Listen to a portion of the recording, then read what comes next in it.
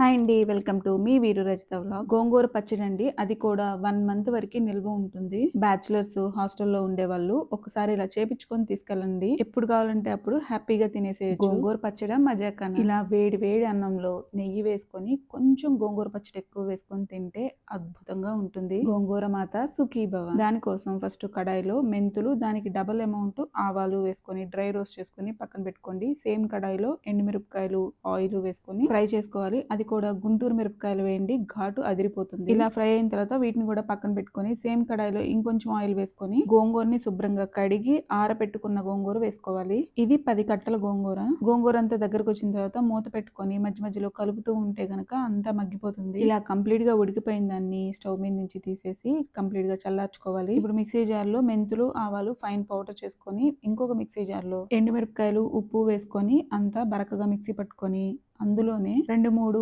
Full ఎల్లిపాయలు, already powder చేసి పెట్టుకున్న మెంతులు, ఆవాల పిండి వేసుకొని అంతా ఫైన్ పౌడర్ చేసుకోవాలి. ఇప్పుడు ఉడికించుకున్న గోంగూర, నిమ్మకాయ సైజ్ అంతా చింతపండుని వేడి నీళ్ళలో వాటర్లో ఉడకపెట్టుకొని వేసుకోవచ్చు. లేదంటే ఇలా పేస్ట్ ఉంటే అది కూడా వేసుకోవచ్చు. దీన్ని బరకగా మిక్సీ పట్టుకొని దీనికి తాలింపు వేసుకోవటం. తాలింపుకి కొంచెం ఆయిల్ ఎక్కువ పడుతుంది. ఎండుమిరపకాయలు, కరివేపాకు, ఆవాలు, జీలకర్ర వేసుకొని అవన్నీ ఫ్రై అయిన తర్వాత ఈ గోంగూర పచ్చడి వేసేసుకొని అంతా కలుపుకొని స్టవ్ ఆఫ్ చేసుకొని సర్వ్ చేసుకోవటమే. అంతే అండి. పులిహోర గోంగూర అయితే రెడీ అయిపోయింది. నచ్చితే ట్రై చేసి ఎలా వచ్చిందో కామెంట్ చేయండి. బాయ్.